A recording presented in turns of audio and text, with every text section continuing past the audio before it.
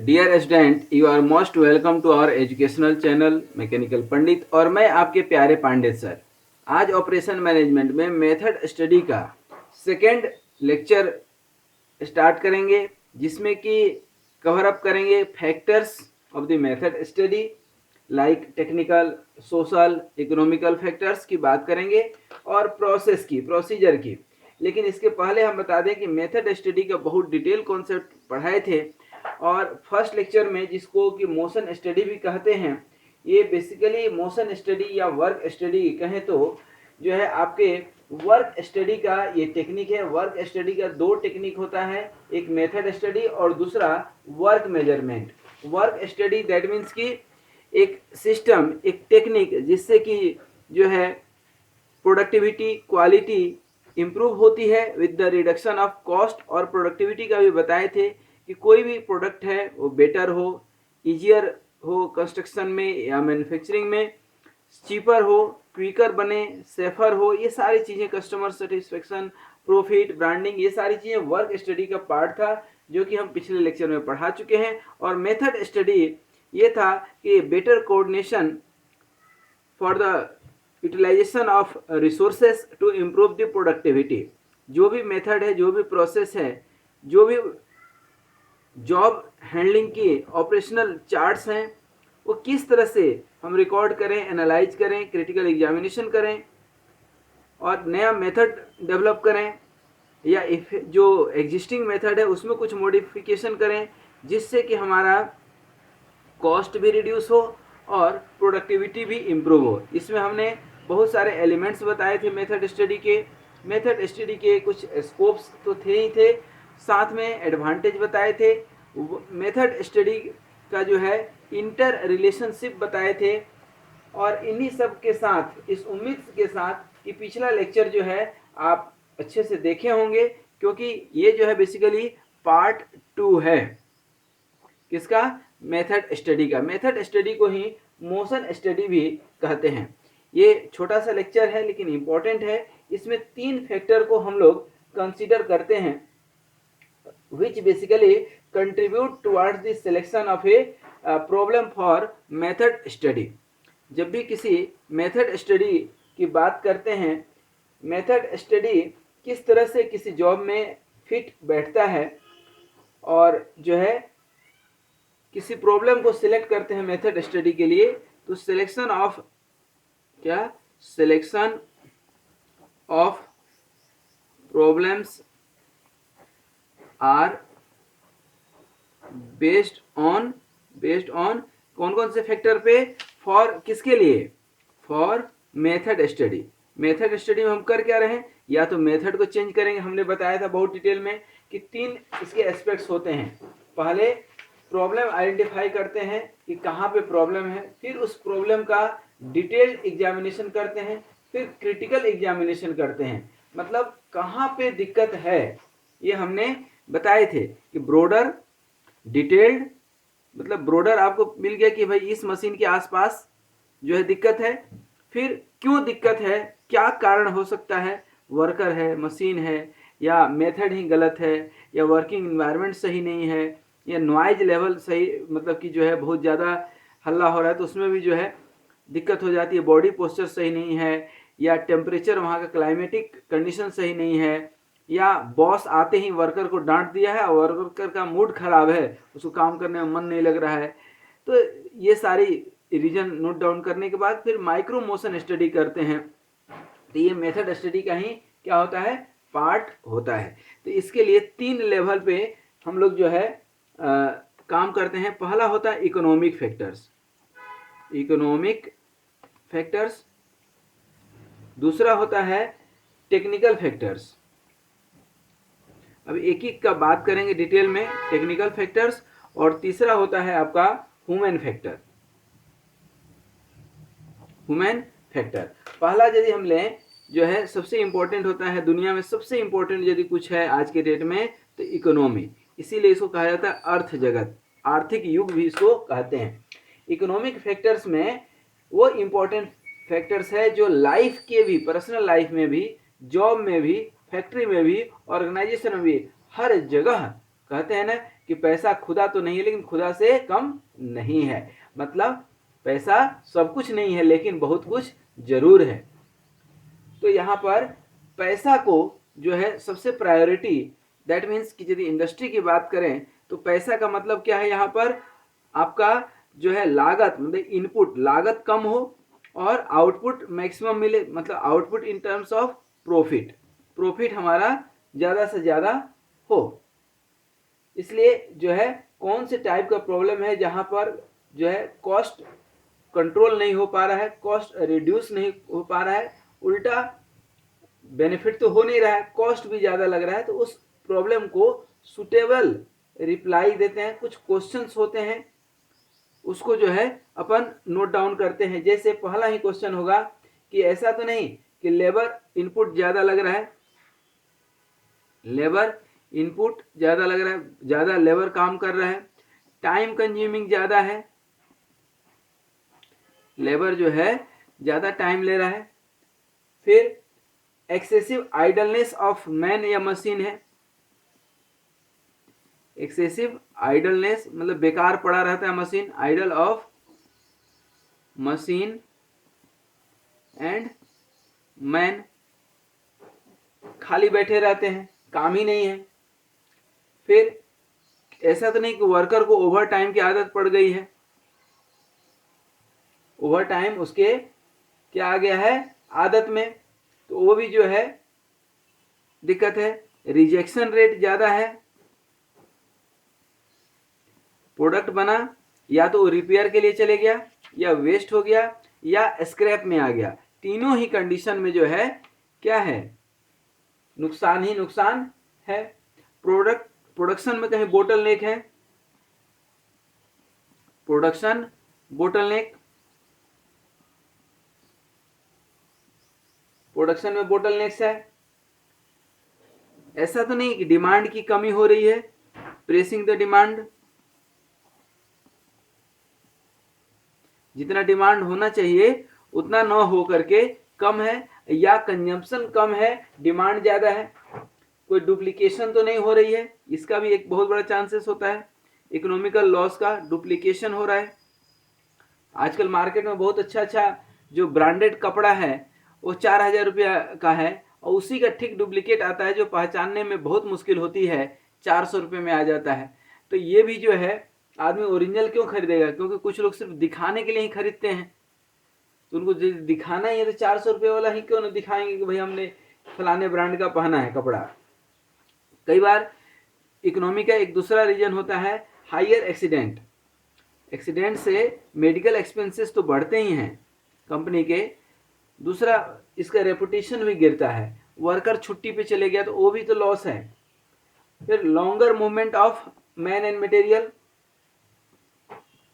Distance अनावश्यक जो है ज़्यादा कवर अप कर रहे हैं, लॉन्गर मूवमेंट, उसको कैसे हम लोग मूवमेंट को या रास्ते को शॉर्ट कर सकते हैं, शॉर्टेस्ट रूट कैसे आइडेंटिफाई कर सकते हैं।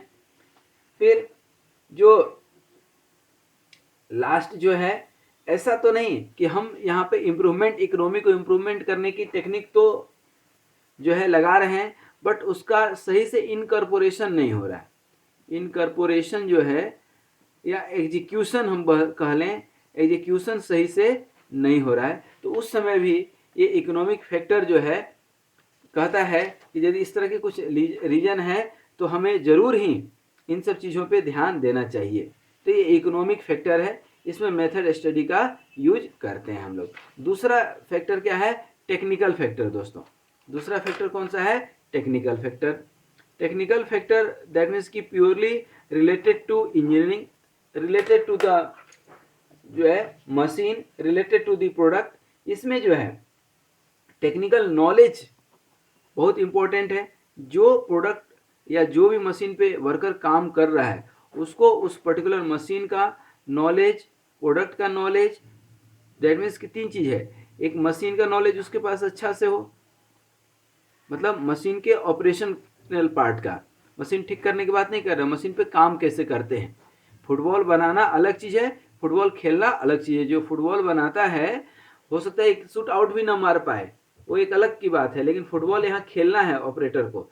तो मशीन है, मशीन चलाते आना चाहिए, वो स्किल्ड है कि नहीं पर्टिकुलर मशीन के लिए। दूसरा, जो प्रोडक्ट बना रहा है, प्रोडक्ट का जो है उसको आउटपुट क्या देना है, उसकी जो है प्रोडक्ट की और उसकी क्वालिटी उसको पता है कि नहीं। ये सारी चीज़ें जो है हमें देखना है, सब चीज़ें इन्वेस्टिगेट करना है। जैसे कोई मशीन टूल है, मशीन टूल का भी उसको प्रॉपर नॉलेज होना चाहिए। फिर पर्टिकुलर काम जो कर रहा है उसके लिए वो कितना ट्रेनिंग लिया हुआ है, और सबसे इम्पोर्टेंट है कि वो कितना एक्सपीरियंस्ड है। एक्सपीरियंस से ही वो एक्सपर्ट बनता है, नॉलेज से कोई नहीं बनता है। नॉलेज बहुत लोगों के पास होता है लेकिन वो नहीं हो पाता है, एक्सपीरियंस के कारण जो है उसके में एक्सेलेंसी नहीं आ पाता है। फिर देखना है कि प्रोडक्शन रेट उसको मालूम है कि नहीं, कोई आराम आराम से काम कर रहा है। प्रोडक्शन रेट जो है, या थ्रोपुट भी बोलते हैं इसको, ये भी चेक करना जो है बहुत ज़रूरी है कि हमारा थ्रोपुट सही है या नहीं। ऐसा तो नहीं कि कटिंग जो है, अब ये तो एक सिंपल है, कटिंग डेप्थ या फिनिश सही है कि नहीं, ये भी बहुत ज़रूरी है।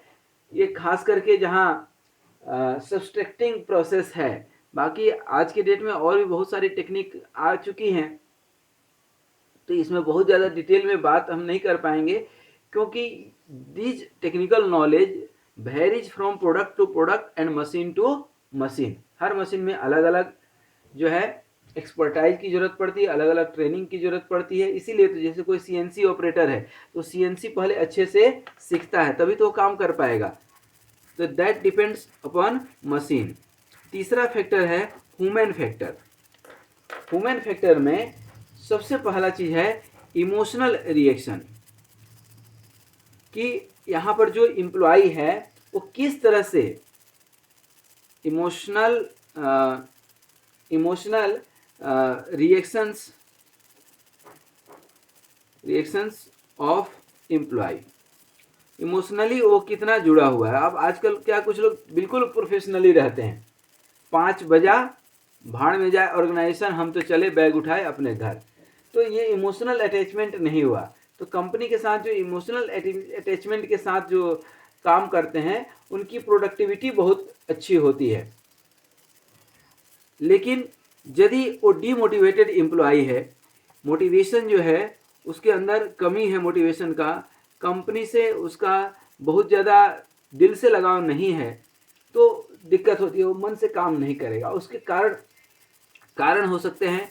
मोटिवेशन न होने का कारण क्या हो सकता है कि उसको प्रॉपर वेज या सैलरी नहीं मिल रही है, या बोनस प्रॉपर उसको नहीं मिल रहा है, उसके काम का उसको रिकॉग्निशन नहीं मिल रहा है, ये भी हो सकता है।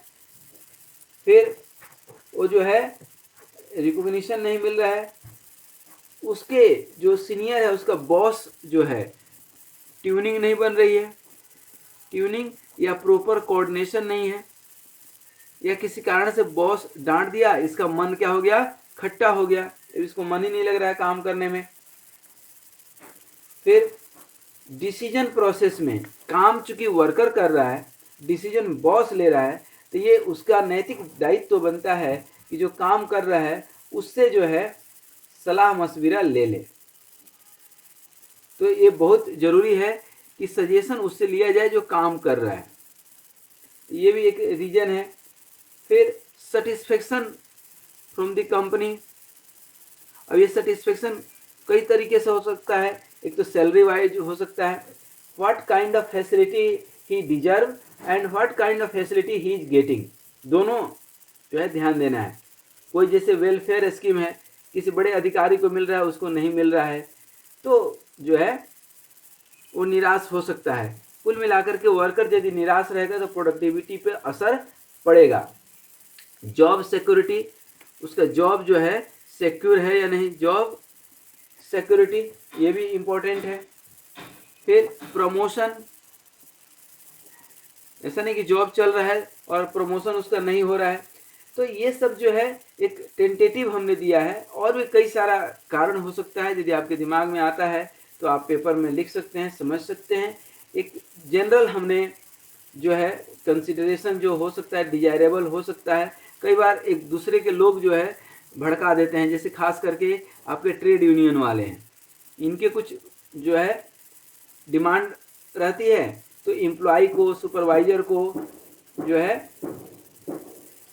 मतलब मिसगाइड करते हैं। कई बार वर्कर को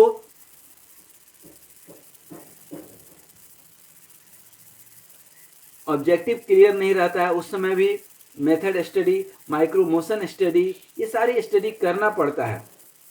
कई बार कोई एम्प्लॉय एडवर्स सिचुएशन में जो है कंपनी के पास जो है मान लो कि घाटे लग गई कंपनी की, तो उस समय जो है वो सैलरी कम दिया या बोनस नहीं दिया, तो एम्प्लॉय क्या है नाराज़ हो जाता है, कंपनी की हकीकत नहीं समझता है।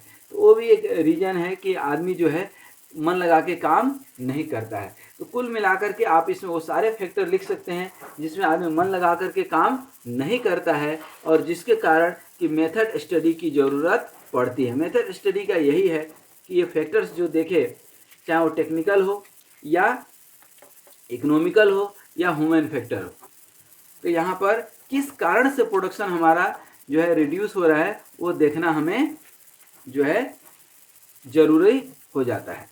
दूसरा चीज़ है प्रोसीजर। प्रोसीजर की बात करें, प्रोसीजर ऑफ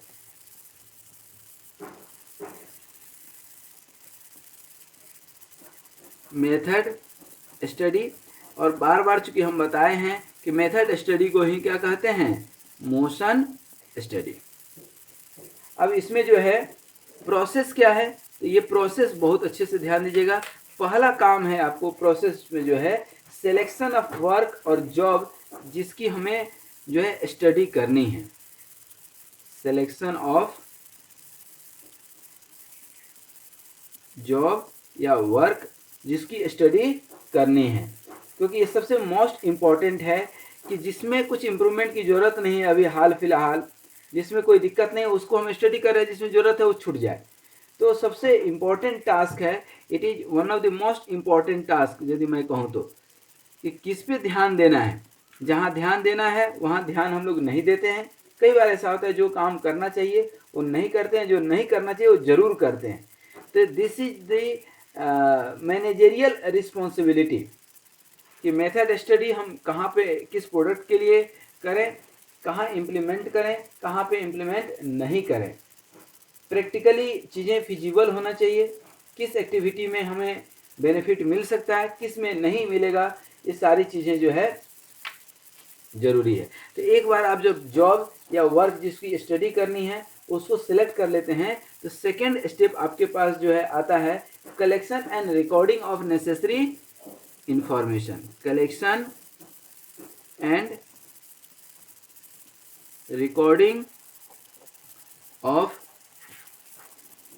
नेसेसरी इंफॉर्मेशन।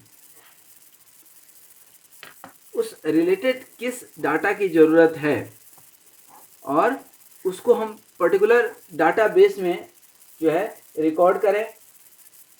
यहाँ पर ये बहुत ज़रूरी है किसी भी काम के लिए, उसका प्रायर इन्फॉर्मेशन, उसकी हिस्ट्री, उसका पैटर्न, कि जैसे कोई मशीन है तो उसका रिकॉर्डिंग मूवमेंट क्या है, मशीन का या मटेरियल का या मैन का, कहाँ पे दिक्कत है वो जानना ज़रूरी है। क्रिटिकल प्रोसीजर या क्रिटिकल प्रोसेस, किस प्रोसेस से वह प्रोडक्ट बनता है उसकी पूरी जानकारी होनी चाहिए। फिर जो काम कर रहा है उसका परफॉर्मेंस, ऑपरेटर्स परफॉर्मेंस भी बहुत ज़रूरी है कि वो कैसे काम कर रहा है। पाथ मूवमेंट जानना ज़रूरी है, तभी तो आप इम्प्रूवमेंट कर पाएंगे। पाथ इम्प्रूवमेंट की डाटा आप लीजिए। फिर जो है सामने वाला जो प्रोडक्ट बनाया वो कितना स्क्रैप में गया, कितना रीवर्क में गया और कितना रिजेक्ट हो गया, कितना रिजेक्ट हो गया, ये जानना भी हमको ज़रूरी है।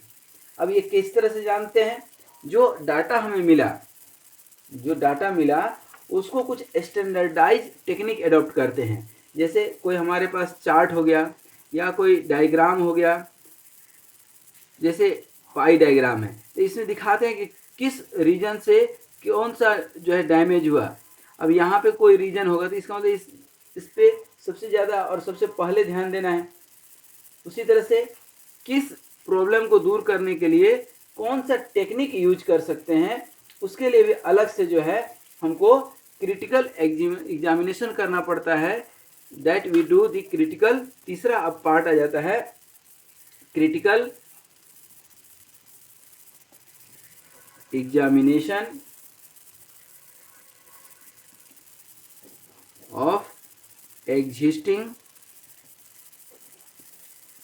जो एग्जिस्टिंग मेथड है, जो existing critical examination of existing method जो है उसकी स्टडी इसलिए करते हैं कि हमें रियली नया मेथड ईजाद करने की ज़रूरत है, नया इक्विपमेंट मंगाना है, नई मशीन खरीदनी है, या पुराने से भी काम चल सकता है। ये जो है बिल्कुल फैक्ट्स पे आधारित होता है। एक्चुअल जो फैक्ट्स है, जो सही चीज़ है, उस पर काम करते हैं, उसकी इंफॉर्मेशन गैदर करते हैं, चार्ट बनाते हैं, ग्राफ बनाते हैं, पैटर्न देखते हैं और थॉरोली उसकी स्टडी करते हैं, एनालाइज करते हैं, डिडक्ट करते हैं, प्रोडक्शन स्टेज को देखते हैं, कहाँ इम्प्रूवमेंट जो है पॉसिबल है, यहाँ पर चेक करते हैं कि पॉसिबिलिटी ऑफ इम्प्रूवमेंट है क्या इसी मेथड में, पॉसिबिलिटी फॉर इम्प्रूवमेंट देखते हैं। हमारा जो है क्या सिस्टम है, क्या ऑब्जेक्टिव है, तो उसके लिए कुछ क्वेश्चनायर भी हम लोग कई बार पूछते हैं कि पर्पज क्या है। कोई पर्टिकुलर नई मेथड है, तो नई मेथड के लिए जो है पर्पज क्या है, या कोई नई मशीन हम मंगाते हैं। ध्यान दीजिए, एक तो पर्पज हम पूछ लेंगे, भाई पर्पज क्या है। दूसरा कि कोई नई मशीन मंगा रहे हैं तो कहाँ रखेंगे, पुरानी को क्या हटाना है कि रखना है, या कोई ऐसा तो नहीं कि सीक्वेंस हमारा गड़बड़ है, पहले ये काम करना चाहिए था उसके बाद ये करना चाहिए था, या कोई जो है ऑपरेटर जो काम कर रहा है वो तो गड़बड़ी नहीं कर रहा है, या उसको गड़बड़ करने के लिए कोई और जिम्मेदार तो नहीं है, बॉस से ट्यूनिंग खराब हो गई, या जो है कोई ट्रेड यूनियन वाला उसको डिमोटिवेट करके रख दिया है। ये सारी चीज़ें देखना है कि किस तरह से कोई प्रॉब्लम को हम एलिमिनेट कर सकते हैं। तीन चीज़ें होती है, या तो प्रॉब्लम को एलिमिनेट करें, ध्यान से समझिएगा, या तो एलिमिनेट करेंगे प्रॉब्लम को, या सिंप्लीफाई कर दें, नहीं इम्प्लीमेंट कर सकते हैं तो उसको थोड़ा सा और सिंप्लीफाई कर दें, या कंबाइन कर दें किसी के साथ जो अच्छा कर रहा है, या रीअरेंज कर दें। ये तीन चार ऑप्शन आपके पास रहता है जॉब या वर्क को इम्प्रूवमेंट करने के लिए। फिर इसी में हम ध्यान देते हैं कि जो हमारा जो काम है वो कौन कर रहा है, क्या करना चाहिए, कब करना चाहिए, ये सब चीज़ें व्हाट, व्हेन, हु, मैंने कौन कर सकता है। ऐसा नहीं कि ऑपरेटर खराब है तो दूसरा कौन सही है, या बाहर से उसको हायर करना है, ये कहाँ पे जो है होना चाहिए, कहाँ पे होना चाहिए, कैसे ये किया जा सकता है, ये सारे प्रोसेस को देखना पड़ता है। फिर इम्प्रूवमेंट कहाँ पे संभव है, द प्लेस और the area where improvement is possible,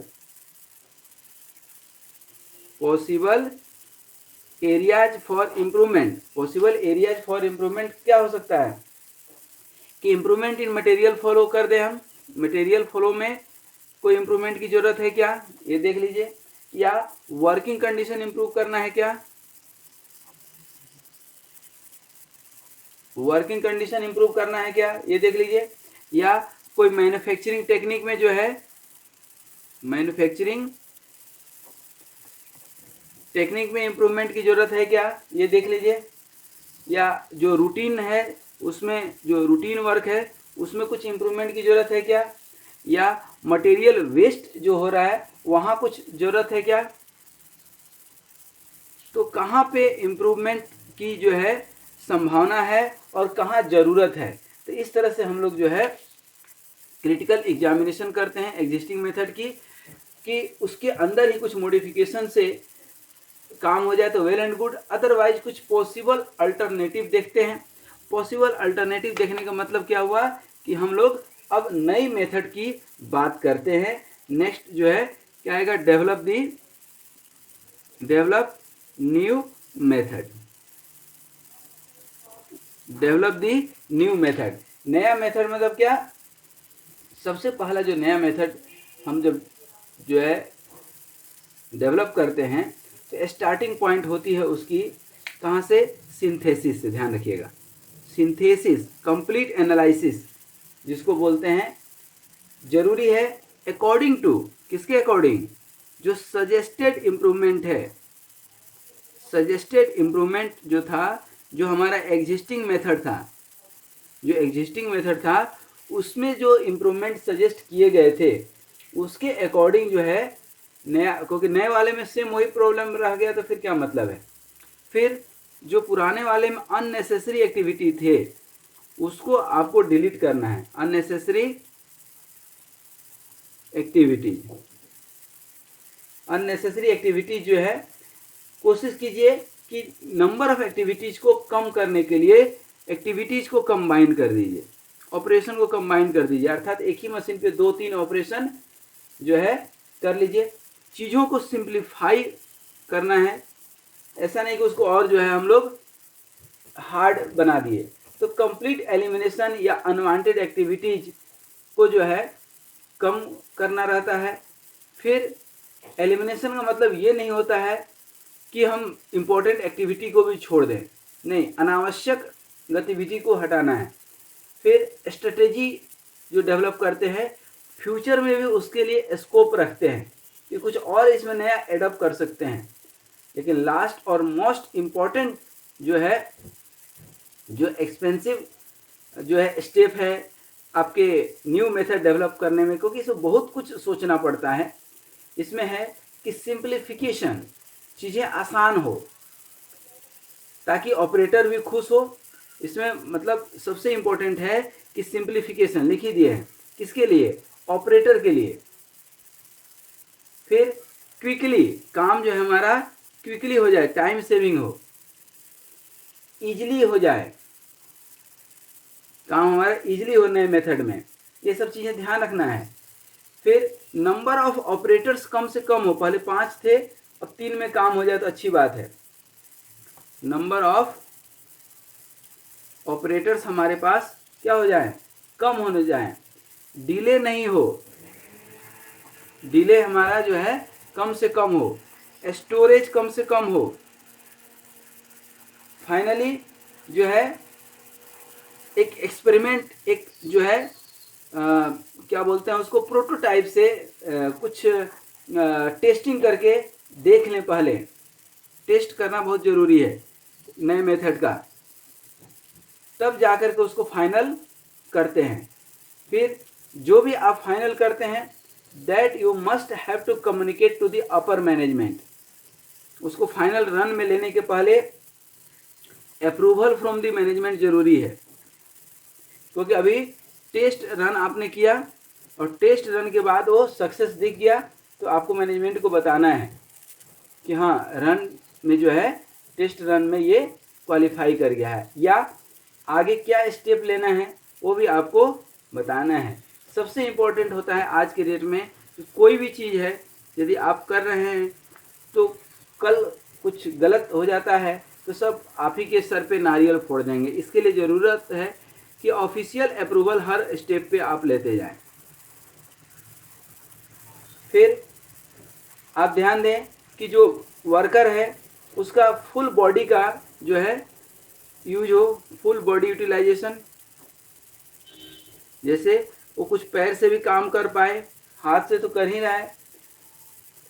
tool जो है उसके अकॉर्डिंग डिजाइन करें जो हमारे लिए उस नए इक्विपमेंट, नए मेथड के लिए जो है फ्लेक्सिबल हो। और arrangement of work place, arrangement of work place कि हम काम कहाँ कर रहे हैं, ये भी बहुत ज़रूरी है कि जो है न्यू मेथड जो हम डिजाइन किए हैं उसमें ये सारी चीज़ें खासियत है या नहीं। एट लास्ट जो है इतना करने के बाद इंस्टॉल करना है, इस्टाब्लिश करना है न्यू मेथड को। इस्टाब्लिश द न्यू मेथड, जो न्यू मेथड की हम बात कर रहे थे बार बार, उस मेथड को क्या करना है, इस्टाब्लिश करना है, जिसको इरिक्शन एंड कमीशनिंग भी बोलते हैं। उसको इस्टाब्लिश करना है, इंस्टॉल करना है और प्रॉपर यूटिलाइजेशन पे ध्यान देना है, क्योंकि थोड़े ही दिनों के बाद उससे प्रॉफिट दिखना चाहिए मैनेजमेंट को। इसके लिए बहुत ज़रूरी है कोऑपरेशन। कोऑपरेशन जो आपका स्टाफ है या वर्कर है, उसके लिए जो है वर्कर्स की ट्रेनिंग जो है बहुत ज़रूरी है। आप उसको ट्रेनिंग नहीं देंगे नए इक्विपमेंट्स का, नए मेथड का, नए प्रोसेस का, तो हो सकता है कि वो गड़बड़ कर दे। और ये सारी जिम्मेदारी जो है रिस्पॉन्सिबल पर्सन को देना है। जो पर्सन है वो रिस्पॉन्सिबल है या नहीं, ये भी चीज़ ध्यान देना है। जो मेथड को इम्प्लीमेंट करना है वो एक दिन दो दिन में कुछ नहीं होता है, उसको कंटिन्यूअस ऑब्जर्वेशन में रखना है, कंटिन्यूअस एफर्ट लगाना है, ऑब्जर्व करना है, एग्जामिन करना है, और कहीं प्रॉब्लम आ रही है तो उसको सॉर्ट आउट भी करना है हमें। तो इसको हम लोग बोलते हैं इंटेंसिव एनालिसिस। क्या? Intensive analysis. और लास्ट बट नॉट लिस्ट जो छठा है, सबसे इम्पोर्टेंट है कि जो आपने मेथड इंस्टॉल किया है, एडॉप्ट किया है, that have to maintain the. यदि आपको उससे फायदा दिख रहा है, यू हैव टू मेथड। अब देखिए, ये कहने की जरूरत नहीं कि एक्सरसाइज करने से बॉडी को बेनिफिट होती है, लेकिन एक दिन करने से नहीं होगा, दैट मस्ट बी कंटिन्यूअस। तो even after the workers have been trained, चले वो ट्रेंड हो गया है, रिक्वेसाइट जो है उसमें स्किल डेवलप कर लिया है, एक्सपर्टाइजेशन ले लिया है, लेआउट अकॉर्डिंगली डेवलप हो गया है, सब कुछ हो गया है, लेकिन फिर भी टाइम टू टाइम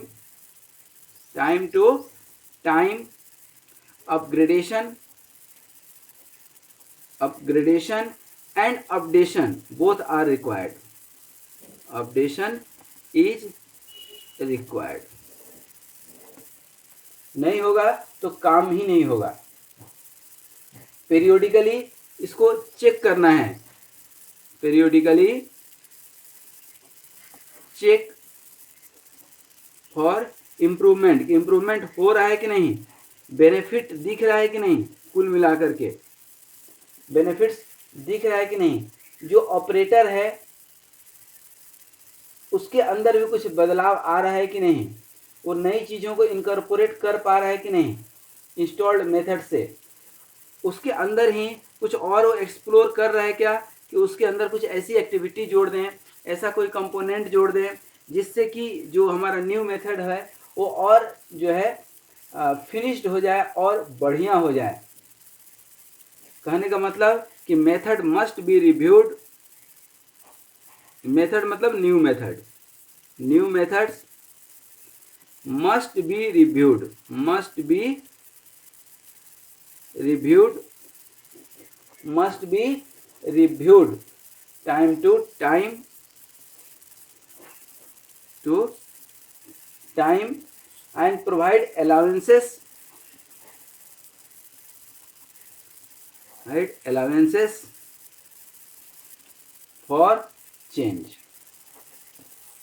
चेंज की यदि ज़रूरत है तो उसमें कुछ ना कुछ अलाउंसेस, कुछ ना कुछ उसको टाइम दीजिए ताकि वो इम्प्रूवमेंट इसमें कर सके, क्योंकि there is always room for improvement. ये सेंटेंस हम बार बार आपको बोलते हैं। तो आज हम लोगों ने मेथड स्टडी के फैक्टर्स और प्रोसेस के ऊपर पढ़े, जिसमें कि फैक्टर्स, 3 फैक्टर आपको बताए, economical factor, technical factor and human related factor. In factor के चलते ही, इन फैक्टर के लिए ही हम लोग बेसिकली जो है स्टडी करते हैं। तो ये इकोनॉमिकल फैक्टर था जिसके चलते मेथड स्टडी करते हैं, मोशन की स्टडी करते हैं।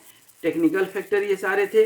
टेक्निकल फैक्टर जो है मोस्ट इम्पॉर्टेंट है, वेरी वेरी इंपॉर्टेंट है। और थर्ड था ह्यूमन फैक्टर कि इमोशनल रिएक्शन हो गया, चाहे मोटिवेशन हो गया, ये सारी चीज़ें हम लोगों ने पढ़ा। फिर procedure of the method study हम लोगों ने देखा कि जो है कैसे भी जॉब को सिलेक्ट करते हैं, जो है किस तरह से रिकॉर्डिंग करते हैं, कैसे एग्जामिनेशन करते हैं, और जो है तब जाकर के न्यू मेथड हम लोग डेवलप करते हैं। कुल मिलाकर के हम शॉर्ट में यदि कहें तो सबसे पहले किसकी कौन सा जॉब या कौन सा वर्क पे हमें मेथड स्टडी करना है उसको सिलेक्ट करते हैं। दूसरा, उससे रिलेटेड इंफॉर्मेशन इकट्ठा करते हैं। तीसरा है कि उसकी जो है एग्जिस्टिंग जो मेथड है उसमें क्या क्या लैकुना है और क्या क्या इम्प्रूवमेंट की एक्सपेक्टेशन है, क्या होना चाहिए क्या नहीं होना चाहिए, ये सारी चीज़ें नोट डाउन करते हैं। चौथा है अब नया मेथड डेवलप करते हैं। नया मेथड की जो है टेस्ट रन लेने के बाद उसको इस्टाब्लिश कर देते हैं।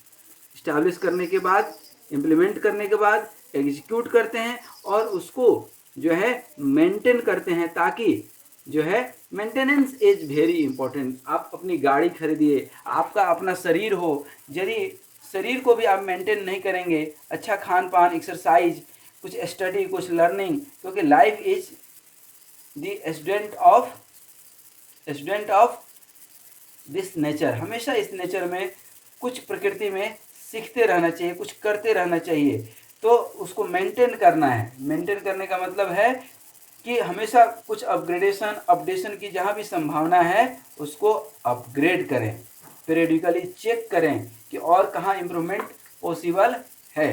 तो ये था हमारा आज का लेक्चर, जहाँ पे मेथड स्टडी या मोशन स्टडी की जो है हम बात किए, और बात ही नहीं किए बल्कि बहुत ही डिटेल में हमने आपको पढ़ा दिया।